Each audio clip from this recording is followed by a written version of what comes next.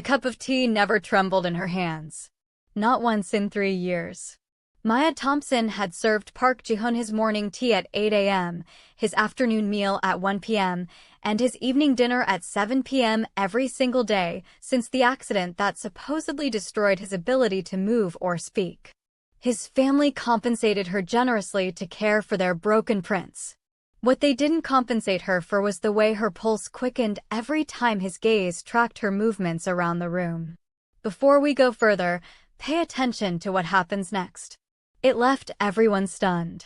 Drop a comment below telling me where you're watching from, and let's continue. She dabbed his lips with the linen cloth, the expensive kind that cost more than her monthly salary. His jaw clenched slightly. She chose to ignore it. "Mr. Park, your therapy session begins in 15 minutes. He offered no response. He never did. The medical team labeled it trauma-induced mutism. Maya called it self-preservation. She discovered early that silence protected better than the wrong statements. The penthouse dominated Seoul's Gangnam skyline. Floor-to-ceiling glass panels, marble surfaces everywhere, furniture that resembled museum installations. Maya's cramped apartment in Itaewon had water stains and heating that functioned sporadically. She'd trained herself not to make comparisons. Comparisons bred bitterness, and bitterness got black women dismissed from their positions. Jihoon's wheelchair rested near the window.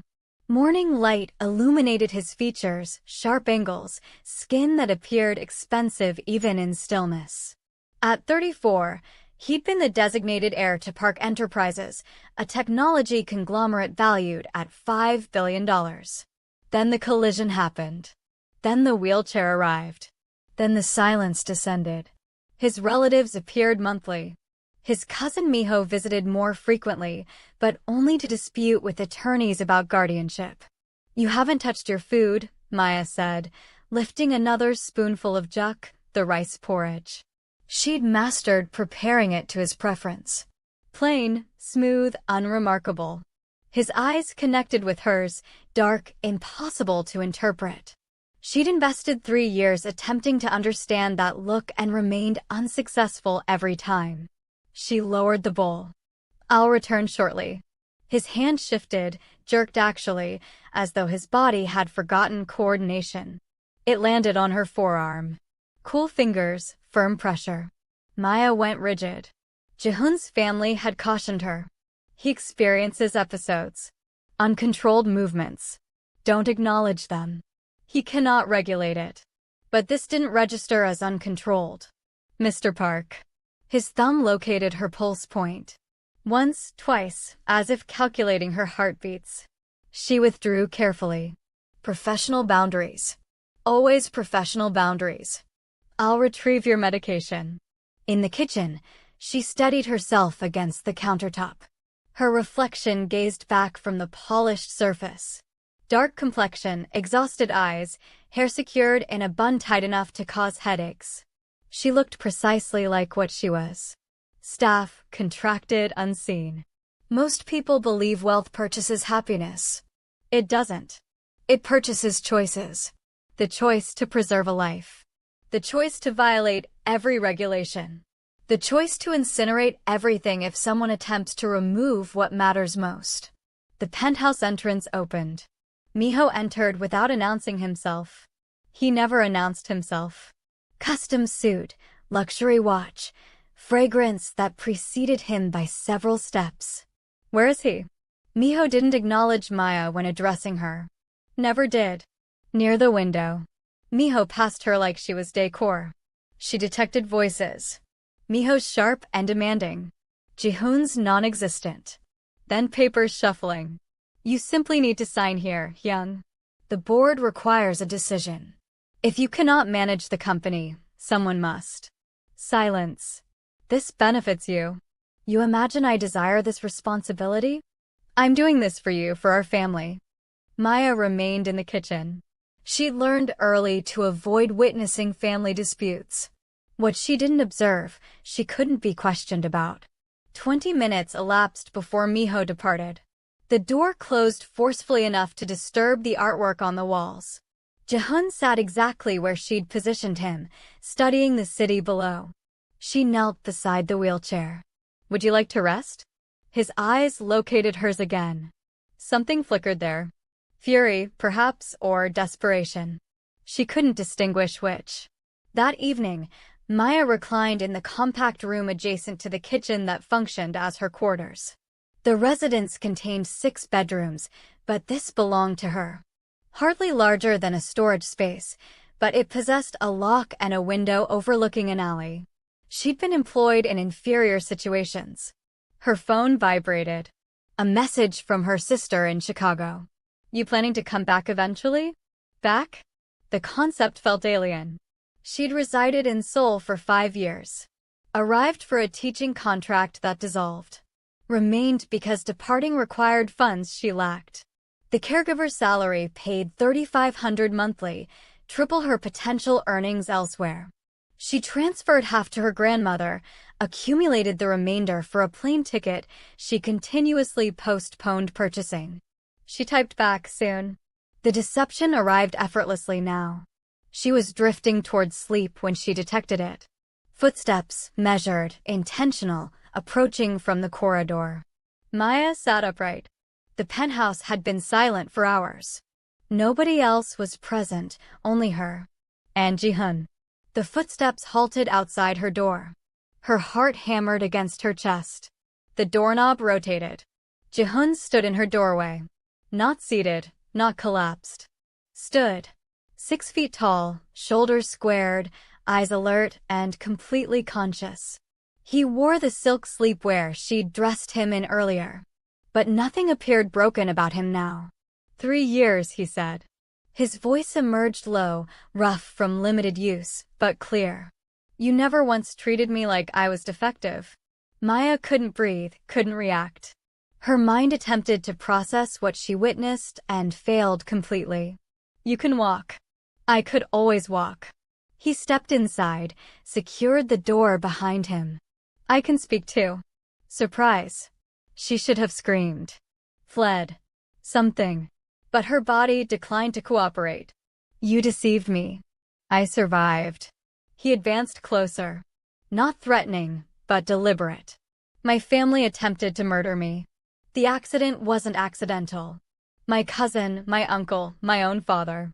They wanted me eliminated so they could divide the company like property. The vehicle was sabotaged. I should have perished. Would you ever pretend to have a disability to survive? So you performed. I played deceased." His jaw tightened. "And I observed, listened, documented exactly who wanted me gone and why. Every signature they fabricated, every payment they made, every deception they told the board." Maya's back contacted the wall. "Why are you revealing this to me?" "Because you're the only person in 3 years who didn't perceive me as an impediment or an asset. You perceived me as a person." He stopped 2 feet away, close enough that she could observe the exhaustion in his eyes, the variety that originated from carrying a secret that's substantial for that duration. "You perceived me as employment," she corrected. "You perceived me as someone deserving care. There's a distinction." Her hands tightened at her sides. "Your family is about to discover what occurs when you betray someone who's been documenting everything." His smile was cold, precise, the smile of someone who'd invested 3 years planning retribution. "Tomorrow the board convenes. Tomorrow I enter that room and reclaim everything they stole. But tonight." He extended his hand slowly, providing her time to retreat. She didn't. His hand cupped her face, thumb brushing her cheek. "Tonight, I wanted you to understand the truth before everything detonates. Before everything transforms." "Why?" The word emerged strained. "Because when I destroy their world, I need you to comprehend it's not cruelty. It's justice." His mouth hovered an inch from hers. She could feel his breath. Warm, genuine. "Tell me to leave," he whispered. She should have. Everything about this violated boundaries. The power differential, the deception, the impossibility of it all. But she'd invested 3 years observing him, caring for him, wondering what his voice sounded like, What occupied his thoughts when he stared through those windows for hours? Don't, she heard herself say. His kiss wasn't gentle. It was 3 years of silence shattering simultaneously, urgent, overwhelming. His hands tangled in her hair, drew her close like he'd been starving, and she was the first sustenance he'd encountered in years. She kissed him back equally intensely. Her fingers pressed into his shoulders. Solid, strong, real. Not the fragile man she'd been tending. Someone entirely different. He lifted her effortlessly. Her back contacted the mattress. He followed her down, and suddenly nothing existed except his weight pressing her into the sheets, his mouth on her neck, her collarbone, the hollow of her throat. Maya. Her name sounded like both prayer and confession. I need. Don't speak, she gasped. Not yet. So he didn't. What transpired next was raw and unavoidable. 3 years of distance collapsed into one night. His hands explored her body like he was memorizing every curve, every sound, every place that made her arch toward him. She traced the muscles of his back, evidence that he'd been exercising secretly, preparing for this moment. When he finally entered her, she bit down on his shoulder to suppress crying out. He groaned against her ear, and the sound fractured something inside her chest. They moved together like they'd been doing this eternally, like their bodies had been awaiting permission to synchronize. Afterward, they lay entangled in sheets that smelled like jasmine and sweat and decisions that couldn't be reversed. Jihoon propped himself up on one elbow. My cousin forged my signature on 17 documents. My uncle embezzled $250 million. My father knew everything and did nothing because he believed I was too weak to lead. Maya stared at the ceiling. You collected evidence. Every statement, every transaction, every lie. His finger traced patterns on her stomach. Tomorrow I deliver it all to the prosecutor. They'll be arrested before afternoon. They'll retaliate. Let them attempt. His eyes were ice. I've been dead for 3 years. Ghosts have nothing to lose. She turned to face him. What happens to me when this concludes? His expression softened. Whatever you want. You want to return to Chicago? I'll arrange first-class travel tomorrow. You want to remain? I'll triple your compensation and provide you an actual bedroom. He paused. You want nothing to do with me after this? I'll understand. What do you want? Honestly? His thumb brushed her lower lip. I want you in my bed every night. I want you sitting across from me at breakfast. I want your name next to mine on every document that matters. But I've been deceiving you for 3 years. I don't possess the right to request any of that. She should have required time, distance, therapy probably. Instead, she kissed him. The boardroom at Park Enterprises was designed to intimidate. 35-foot ceilings, a table carved from a single piece of oak, portraits of previous CEOs observing down like judgmental ancestors. Miho sat at the head of the table, exactly where he'd always desired to be. The other board members scattered around him like anxious birds. His uncle Park Dong-soo, for senior executives who'd been with the company for decades, and 3 lawyers who looked like they charged by the breath. Gentlemen, Miho said, organizing papers. We're here to formalize the transfer of controlling shares. As you know, my cousin's condition has made it impossible for him to. The door opened. Jihoon walked in. Not rolled, not assisted. Walked. Each step deliberate and steady. He wore a black suit tailored to perfection, hair styled back, eyes cold as winter in Seoul. The room went silent.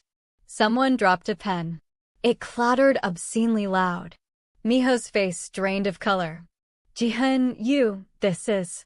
Jihoon pulled out a chair, sat down, crossed his legs like he owned the place. Which he did. Don't let me interrupt. Please continue discussing how you plan to steal my company. Do-soo recovered first. Jihoon, this is highly irregular. You've been incapacitated. I've been observing. Jihoon opened his briefcase, extracted a folder thick enough to be used as a weapon. 3 years, 7 months, 18 days. I've watched, listened, documented. He slid the folder across the table to the first lawyer.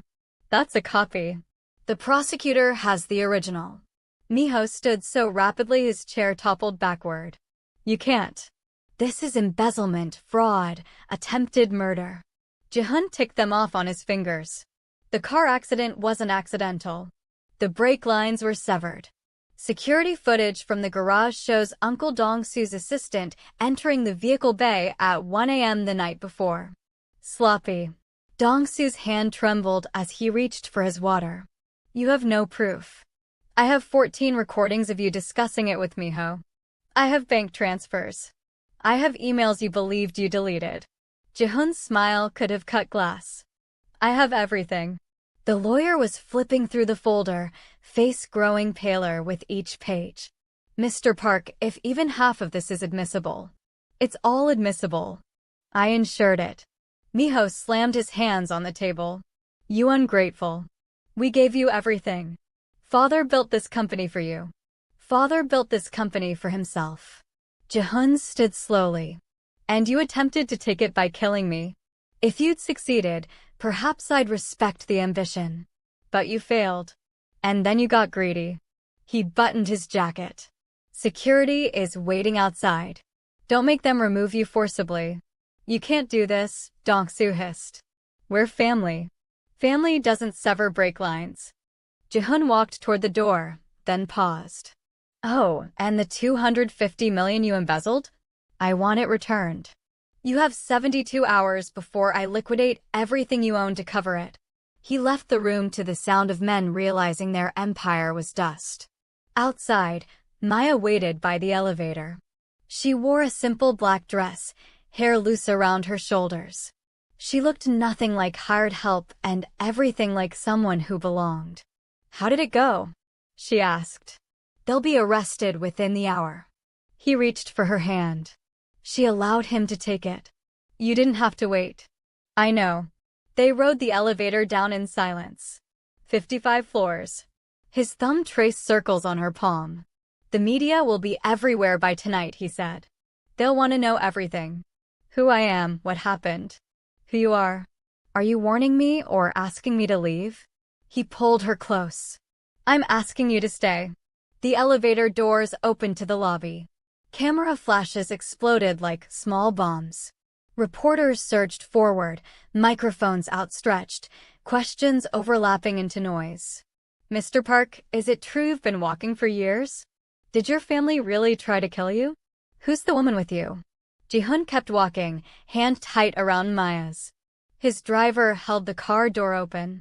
A Genesis G90, black as midnight. They slid inside. The door closed, muffling the chaos. They'll investigate me, Maya said quietly. They'll want to know why I didn't report it. Why I kept your secret. I'll handle it. Jihoon turned to her. I spent 3 years deceiving people to survive. I won't deceive anyone about you. If they ask, I'll tell them the truth. You didn't know. And even if you had, you were just trying to maintain your employment. There's no crime in that. They won't believe you. They don't have to. I have lawyers for that. The car pulled away from the curb. Seoul blurred past the windows. Neon signs, crowded streets, a city that kept moving regardless of who fell or rose. Where are we going? She asked. Home? He leaned back. Unless you'd rather go somewhere else. I don't have anywhere else. His hand found hers again. Yes, you do. The penthouse felt different now. The secrets were gone. The silence was voluntary instead of forced. Maya stood by the windows, watching the city illuminate as evening fell. Jihoon came up behind her, wrapped his arms around her waist, rested his chin on her shoulder. My father called, he said. Begged me to reconsider. Said family should forgive family. What did you tell him? I told him attempted murder isn't a family value. Then I disconnected. She leaned back against him. Solid, real, present. Do you regret it? She asked. The 3 years. The deception. Every day. His arms tightened. But I'd do it again because it kept me alive long enough to discover who I could trust. He turned her around. And who I couldn't. You can't trust me. You barely know me. I know you never once allowed me to go hungry. Never once complained about the work. Never once treated me like I was damaged. His hand cupped her face. I know you stayed when anyone else would have departed.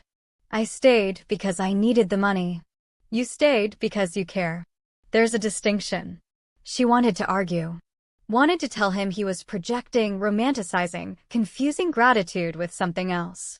But his mouth found hers, and every argument dissolved. They stumbled toward his bedroom. The actual bedroom, not the medical room he'd been sleeping in for appearances. The bed was massive, covered in silk sheets that probably cost more than her savings. He laid her down gently this time. No urgency, just attention. I want to know everything about you, he murmured against her collarbone. Every scar, every story, every reason you ended up here caring for a man who didn't deserve you. She arched as his mouth moved lower. I'll tell you eventually. Good. He looked up at her. Because I'm not letting you disappear. They made love slowly, learning each other without the desperation of the first time. His hands mapped her body like sacred ground. Her fingers traced the scars on his ribs, evidence of the accident that should have killed him. Afterward, they lay in the dark. The city glittered through floor-to-ceiling windows. What happens now? Maya asked. I rebuild the company. My reputation. My life. He pulled her closer. With you, if you'll stay. As what? Your caregiver? As my partner. In everything. She laughed softly. Your family will never accept that. My family attempted to kill me. I'm not particularly concerned with their acceptance. The media will say whatever they want. Let them. He kissed her forehead. I've spent 3 years caring what people think. I'm finished with that. Maya closed her eyes. This was insane. All of it. A month ago, she was feeding him porridge. Now she was in his bed discussing futures that seemed impossible. But impossible wasn't the same as wrong. Okay, she whispered. Okay, I'll stay. She looked up at him. But I want a real position. Not just whatever this is. I want to earn my place. His smile was genuine this time. No ice, no calculation. Just authentic warmth. You already have. But if you want a title, I'll make you VP of Operations. You've been managing this household for 3 years. You can manage my company too. I don't have an MBA. Neither did Steve Jobs. You'll learn. He traced her jawline. Besides, I need someone I can trust. That's rarer than any degree. 3 months later, the trials concluded. Miho got 8 years for fraud and attempted murder. Dong-soo got 15 for embezzlement and conspiracy.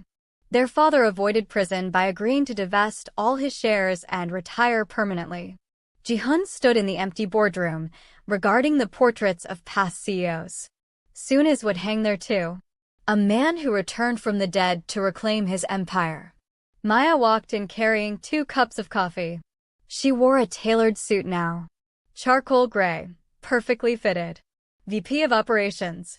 The board had voted unanimously, mostly because Jihoon had made it clear that anyone who voted against her wouldn't have a position by the end of the week. You're brooding, she said, handing him a cup. I'm reflecting. Same thing. She stood beside him. Regretting the revenge? Not even a little. He took a sip. You? I regret not negotiating for a higher salary sooner. He laughed. Actually laughed. The sound still surprised him sometimes. Come with me, he said suddenly. Where? The roof. They took the private elevator to the top of the building. Souls spread out beneath them. Endless lights. Endless possibilities. Jihoon pulled out a small box. Velvet black. Maya's breath caught. Maya, I know it's fast. I know we've only been publicly together for 3 months. I know 100 reasons why this is a terrible idea. He opened the box. The ring inside was simple. White gold, single diamond. Elegant without being ostentatious. But I spent 3 years deceiving people to survive. I don't want to waste any more time pretending I don't know exactly what I want. This is insane. This is inevitable. He took her hand. You saved my life without knowing it. You stayed when anyone else would have fled. You chose me before I could walk, before I could speak, before I was anything but a burden. Tears streamed down her face. You were never a burden. Marry me, Maya. Not because it makes sense. Not because it's logical. But because the last 3 years taught me that life is short and people are cruel, and finding someone who genuinely cares is rarer than anything money can purchase. She looked at the ring, at him, at the city below that had brought them together through the strangest circumstances imaginable. Yes, she whispered. But if you ever deceive me again, I'll spend the rest of my life telling you the truth. Even when it's ugly. Especially then. He slid the ring onto her finger. It fit perfectly. They kissed on the roof of his empire while soul glittered around them like approval they didn't need. 6 months later, they married in a private ceremony. No press, no family drama. Just them, a judge, and a handful of people who'd proven themselves trustworthy. Maya wore white. Jihoon wore black. Traditional and modern, like them. When the judge pronounced them married, Jihoon whispered in her ear, "Thank you for feeding me for 3 years. I'll spend the rest of my life returning the favor." She laughed through tears. That's the worst wedding vow I've ever heard. Good thing we have 50 years to improve it. They left the courthouse hand in hand. Cameras flashed. Headlines would scream about the billionaire CEO who married his caregiver. Let them. Some love stories didn't need approval. They just needed truth. And theirs had been built on the most brutal truth of all. Sometimes you have to die to discover who deserves your life. The pregnancy test sat on the marble counter like an accusation. 2 pink lines. Clear, undeniable. Maya stared at it for the 5th time in 15 minutes, waiting for the lines to disappear or multiply or do something other than exist. Before we continue, think about this. Would you tell your husband immediately or wait for the perfect moment? Keep that in mind. Jihoon was in Tokyo. Another merger, another billion-dollar deal. He'd return in 7 hours. She could wait 7 hours. She should wait 7 hours. Her phone buzzed. A text from his mother. Family dinner. Sunday, 6 p.m. Your presence is required. Required. Not requested. His mother had never forgiven her for existing. For being black. For being American.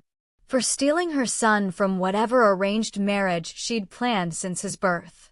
Maya deleted the message. Her assistant knocked. Mrs. Park, the board meeting starts in 15 minutes. Mrs. Park. The name still felt borrowed. Like a coat that didn't quite fit. She grabbed her tablet and headed to the conference room. VP of Operations meant she managed half the company now. Product launches, supply chains, international expansions. She learned rapidly because failure wasn't optional when everyone was waiting for you to prove them right about not belonging. The board members filed in. Most of them tolerated her. 3 of them respected her. One of them, Director Kim, smiled like a predator every time she entered a room. Mrs. Park, Kim said, settling into his chair. I heard the Singapore deal fell through. Care to explain? She pulled up the presentation. The deal didn't fall through. I restructured it. We're now acquiring 65% equity instead of 40%, and they're absorbing the manufacturing costs. The contract will be signed by Friday. Kim's smile tightened. And if it's not? Then I'll resign. The room went silent. But it will be. Because I don't make promises I can't keep. The meeting continued. Projections, quarterly reports, arguments about market positioning. She fielded every question without hesitation. The nausea sitting low in her stomach hidden behind perfect composure. When it ended, she locked herself in her office bathroom and vomited twice. Jihoon called at 3 p.m. How's my brilliant wife? Busy. She rinsed her mouth. Your mother wants us at dinner Sunday. His pause said everything. We don't have to go. Yes, we do. Avoiding her makes it worse. She doesn't deserve access to you. She's your mother. Maya checked her reflection. Lipstick reapplied. Armor back in place. And I'm not scared of her. I know. That's what worries me. She smiled despite herself. Come home safe. Always. Sunday arrived like a storm nobody requested. The Park family estate sprawled across Pyeongchang-dong. Traditional architecture mixed with modern renovations. Gardens manicured to perfection. Gates that required 3 security checks. Jihoon's hand tightened around hers as they walked toward the entrance. Last chance to flee. Too late. I'm already planning what to say when she insults my outfit. His mother waited in the formal dining room. Park Yeonseo wore a hanbok the color of dried blood. Hair pulled back so tightly it looked painful. She didn't stand when they entered. Jihoon. She nodded at her son, then her eyes slid to Maya. You're late. They were 7 minutes early. Traffic, Jihoon said smoothly, pulling out Maya's chair before his mother could protest the seating arrangement. Dinner was traditional Korean. Too many dishes, too many rules about what to eat first and how to hold chopsticks. Maya had learned the etiquette because survival required adaptation. She ate in perfect silence while Yeonseo asked Jihoon about business, about expansion plans, about everything except his wife sitting 3 feet away. I heard the Singapore deal almost collapsed, Yeonseo said, setting down her chopsticks with surgical precision. Perhaps certain decisions should be left to people with more experience. Maya set down her own chopsticks. The deal was restructured for better terms. We gained 25% more equity. Would you like to see the contract? Yeonseo's smile was ice. I'm sure my son made the final decision. Actually, Jihoon said, Maya handled it entirely. I was in Tokyo. She didn't need my permission. The temperature in the room dropped 10 degrees. How modern, Yeonseo murmured. In my day, wives supported their husbands. They didn't compete with them. Good thing it's not your day anymore, Maya said pleasantly. Jihoon coughed to hide his laugh. Yeonseo stood abruptly. I need to speak with my son privately. They disappeared into the library. Maya sat alone at the table, surrounded by dishes she barely touched and staff who pretended not to exist. 25 minutes later, Jihoon emerged. His jaw was tight. We're leaving. What did she say? Nothing worth repeating. He grabbed their coats. Come on. In the car, Maya finally asked. She wants you to divorce me. It wasn't a question. She wants a lot of things she won't get. He pulled her close. You know that, right? Nothing she says changes anything. I'm pregnant. The words fell out before she could stop them. Jihoon went completely still. What? I found out 4 days ago. I was waiting for. I don't know. The right moment. Apparently, this is it. She laughed, but it came out shaky. Surprise. He turned her face toward him. You're serious? 2 tests. Both positive. So unless they're both wrong. He kissed her. Hard and desperate and full of something she couldn't name. We're having a baby, he whispered against her mouth. We're having a baby. He laughed. Actually laughed. The sound filling the car like light. My mother's going to lose her mind. I know. Good. He kissed her again. Let her. 3 months later, Maya stood in front of the bathroom mirror, examining the small curve of her stomach. Still hidden under business suits. Still a secret to everyone except Jihoon and her doctor. Director Kim had been circling like a shark. 3 failed initiatives in other departments, both blamed on her influence. Whispers in the break room about preferential treatment. Anonymous complaints to HR about her qualifications. She was tired of fighting. Tired of proving herself. Tired of pretending the nausea was just stress. Jihoon found her there. One hand on her stomach, the other braced against the sink.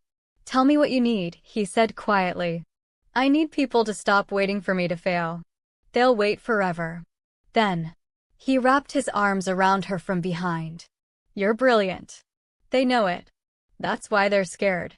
I'm exhausted. Then rest. Take a leave. Let me handle the board. If I leave, they'll say I couldn't handle the pressure. That I only got the position because I married you. Who cares what they say? I do.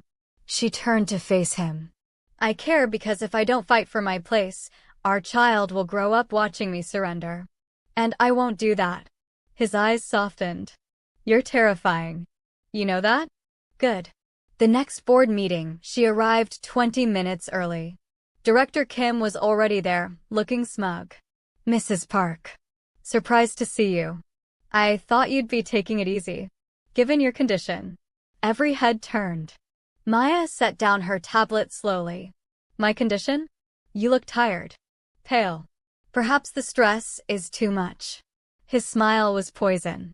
No one would blame you for stepping back. Director Kim. Her voice was surgical. Are you asking about my health out of genuine concern?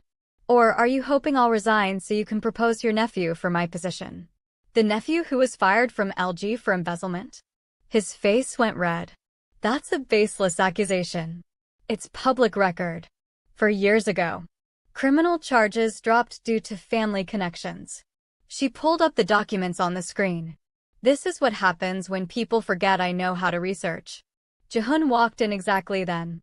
He looked at the screen. At Kim's face. At Maya's calm expression.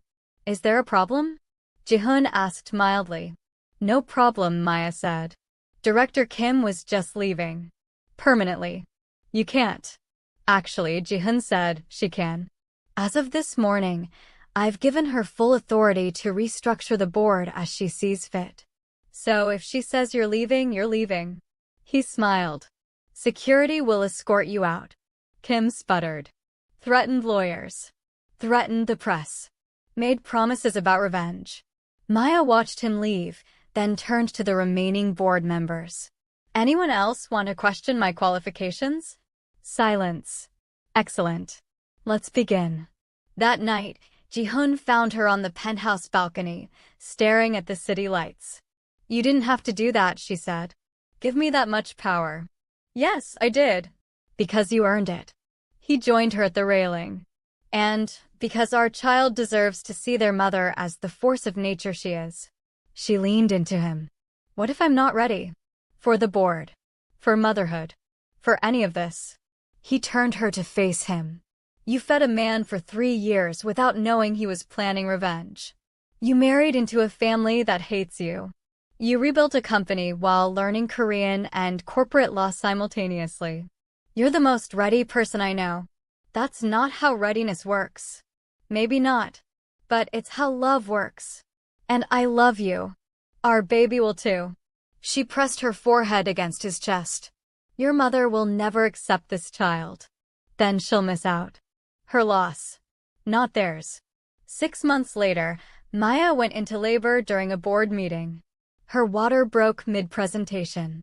Jihoon carried her to the car while she shouted instructions about the Singapore contract over his shoulder.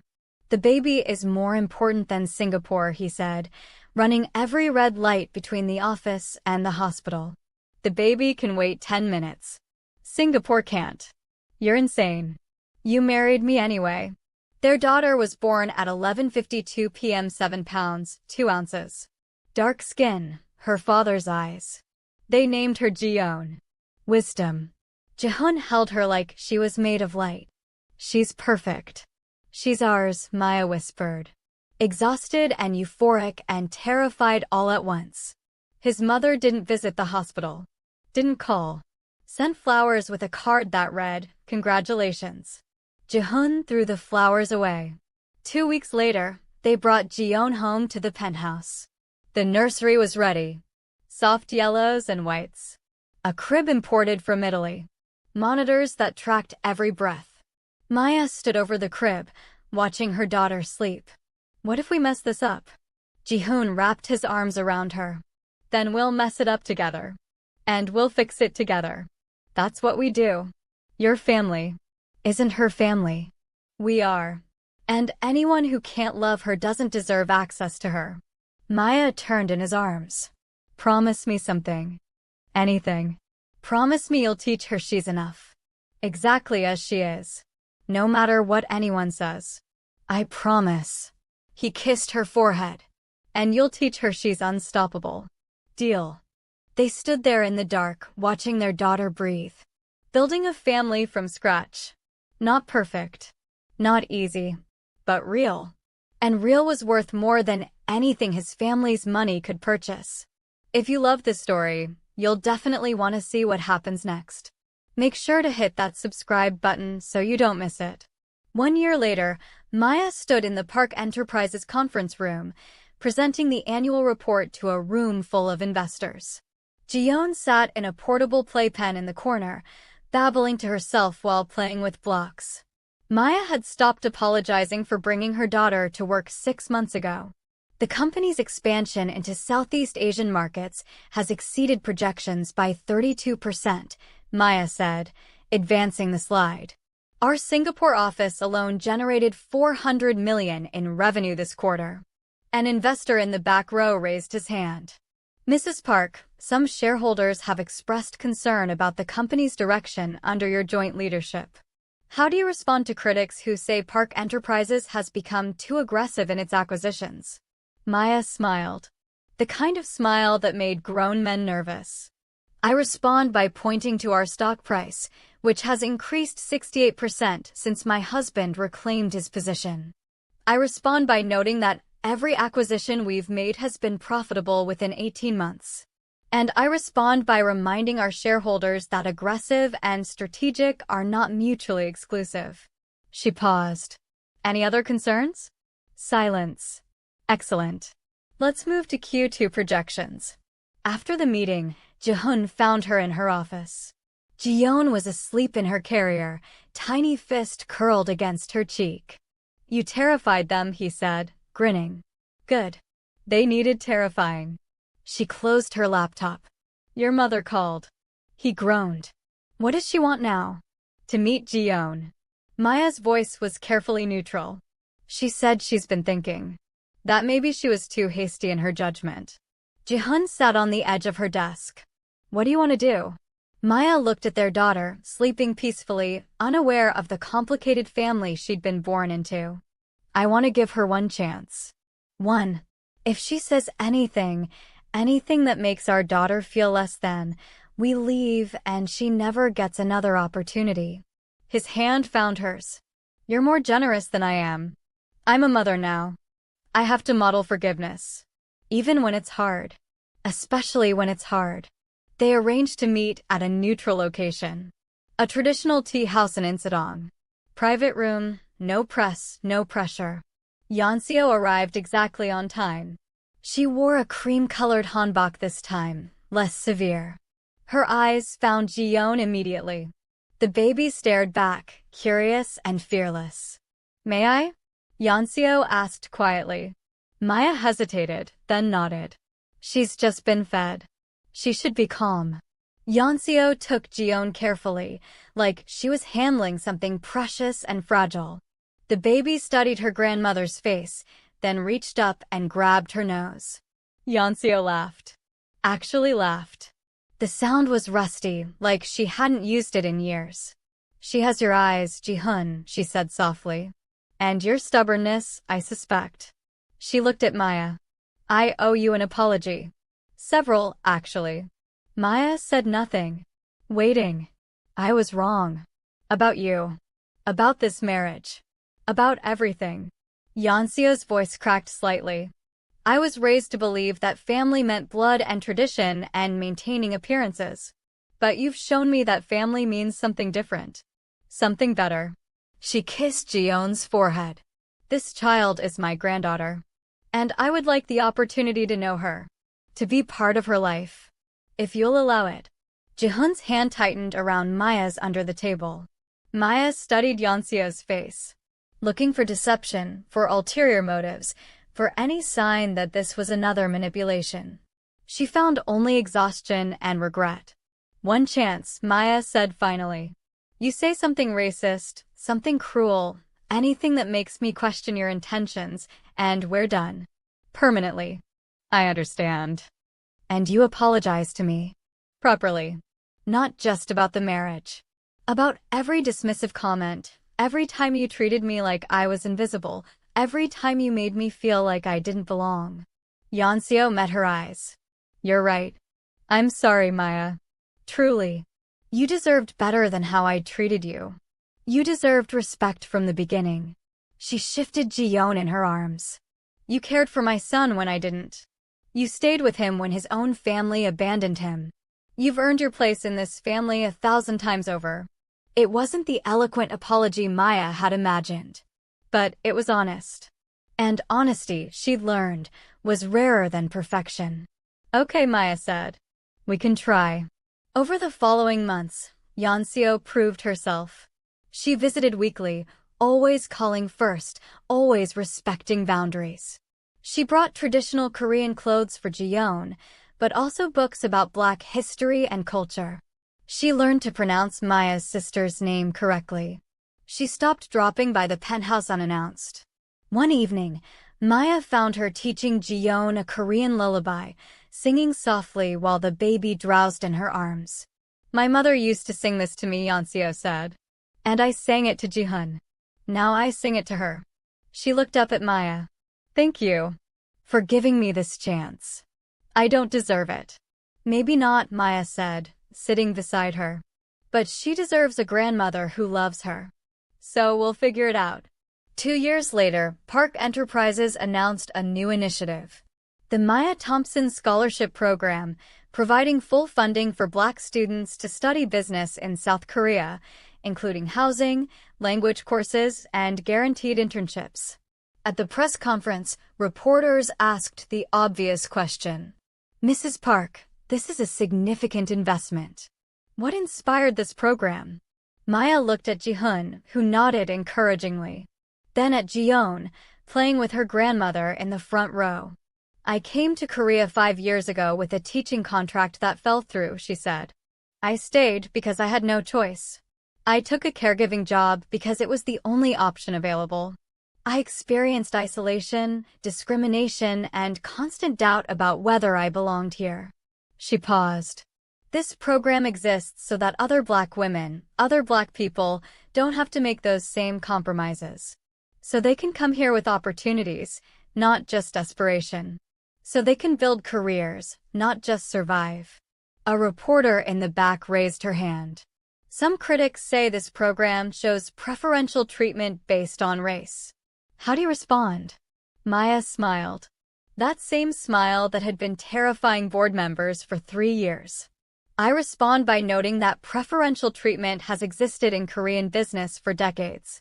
It just preferred people who looked a certain way. This program simply expands who gets preferred. She leaned forward.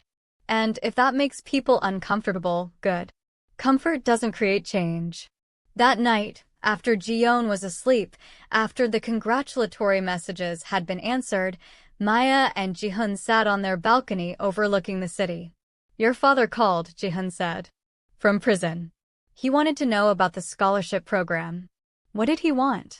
To complain that I'm wasting company money on social causes. Jihoon laughed without humor.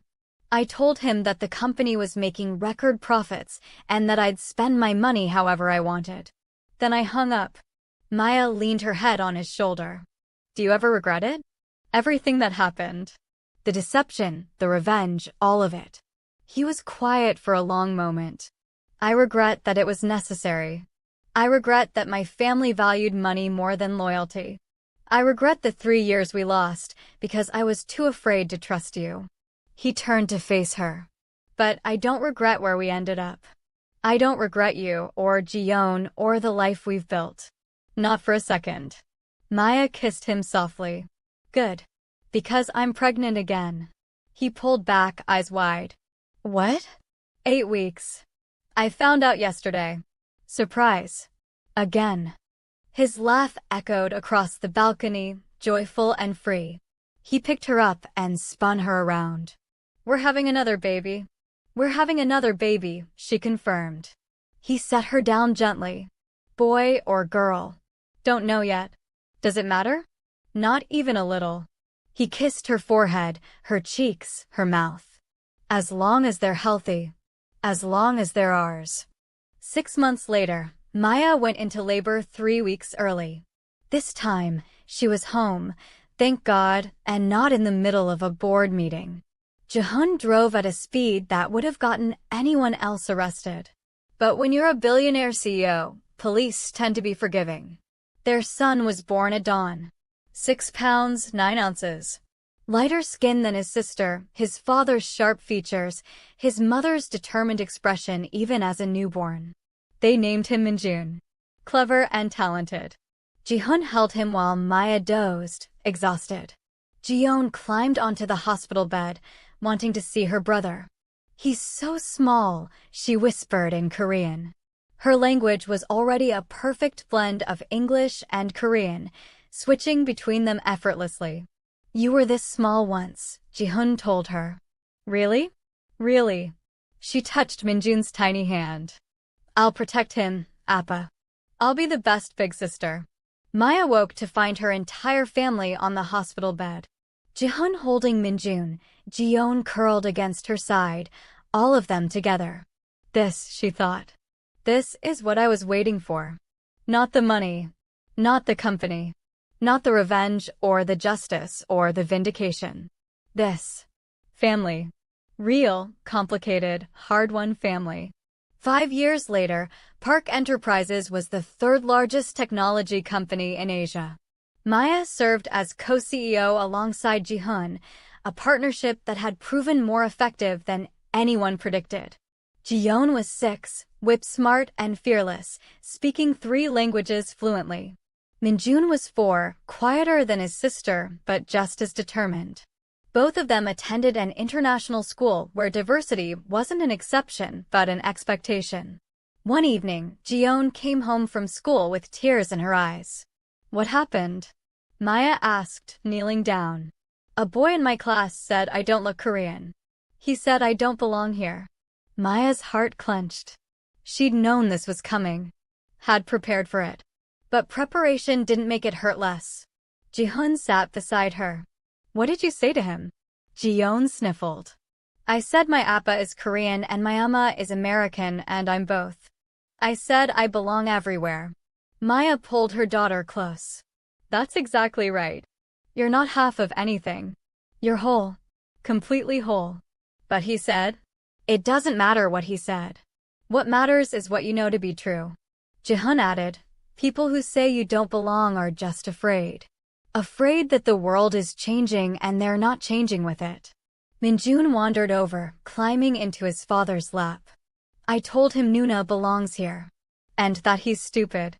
Language, Maya said automatically. "But thank you for defending your sister." That night, after both kids were asleep, Maya stood in the nursery doorway, watching them breathe.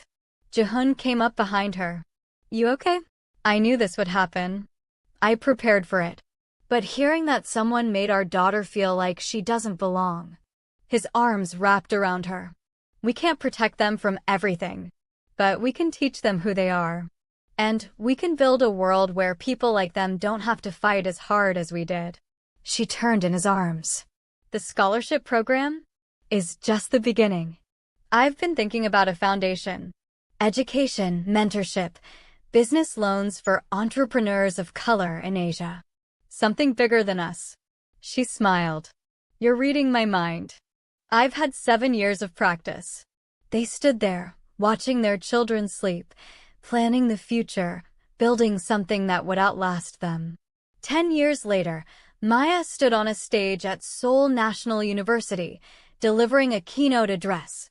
The auditorium was packed. Students, faculty, business leaders, press. "When I came to Korea 15 years ago," she said, "I was alone, broke, and desperate. I took a job as a caregiver because I had no other options. I experienced racism, isolation, and constant doubt." She paused, looking at the audience. "But I also experienced something else. I experienced the possibility of transformation. Not just personal transformation, but systemic transformation." On the screen behind her, images appeared. The scholarship program, now in its 8th year, with over 200 graduates. The foundation, which had funded 35 businesses owned by people of color across Asia. The diversity initiatives at Park Enterprises, which had tripled minority representation in leadership. Change doesn't happen because we wait for permission, Maya said. It happens because we stop asking and start building. It happens because we refuse to accept that the way things are is the way things have to be. The audience erupted in applause. After the speech, a young black woman approached her. Maya remembered being her once. Uncertain, ambitious, trying to figure out how to belong in a place that wasn't built for her. "Mrs. Park," the woman said, "I'm here because of your scholarship program. I graduate next month with a degree in computer science. I wanted to say thank you." Maya took her hand. "What's your name?" "Kendra. Kendra Williams." "Tell me, Kendra, what are you going to do after graduation?" "I have a job offer from your company, and I have an idea for a startup. I'm not sure which to choose." Maya smiled. "Why not both? Work for us for 2 years. Learn everything you can. Then apply to our foundation for startup funding. We invest in people who have vision and determination. Sounds like you have both." Kendra's eyes filled with tears. "You do that? We didn't build all this just to help ourselves. We build it to make sure the next generation has choices we never had." That night, Maya came home to chaos. Jihoon was arguing with her brother about something in rapid Korean. Minjun was building an elaborate structure with blocks. Yeonseo was cooking in the kitchen, singing to herself. Jihoon was on the balcony, on a call with investors in Singapore. This was her life now. Complicated, loud, full. Nothing like what she'd imagined 15 years ago when she'd arrived in Seoul with a suitcase and a failed teaching contract. Better. It was so much better. Jihoon finished his call and found her in the doorway, watching their family. "How was the speech?" "Good. A student thanked me for the scholarship program." He kissed her temple. "You're changing lives. We're changing lives. This was never just me." "True. But you're the one who had the courage to stay. Even when it was hard. Even when everyone was telling you to leave." She turned to face him. "You know what I realized today?" "What?" "I spent so many years trying to prove I belonged here. Trying to earn my place. Fighting for acceptance. And now? Now I know I never needed to prove anything. I belonged the moment I decided I did. The moment I stopped asking permission and started taking up space." He smiled. "Took you 15 years to figure that out?" "Some lessons take time." They stood together, watching their children play, watching Jihoon's mother teach Minjun how to fold dumplings, watching the life they'd built from ashes and secrets and impossible choices. "Do you ever think about those 3 years?" Maya asked. "When you couldn't speak, couldn't walk. When you were just watching everything. Every day. And I'm grateful. Because those 3 years taught me what matters. Not the company, not the money, not the revenge. You. Them." He gestured to their family. "This. Everything we've built together." Maya leaned into him. "I love you. You know that, right?" "I know. But tell me again anyway." "I love you. Even though you lied to me for 3 years. Even though your family tried to kill you. Even though everything about how we started was completely insane." He laughed. "That's the most romantic thing you've ever said to me. Good thing we have another 50 years to improve it." They kissed on the balcony while their family continued inside. Loud, chaotic, imperfect, real. Some love stories begin with deception and revenge and impossible circumstances. Some love stories are built in the ruins of other people's cruelty. Some love stories don't follow any rules at all. But the best love stories, the ones that last, are built on truth. And there's had enough truth to last a lifetime. Jihoon called from inside. Appa, come help us. We're making a fort." "Coming," Maya called back. She took Jihoon's hand, and together they walked back into the beautiful chaos of their lives. Where they belonged. Where they'd always belonged. Together.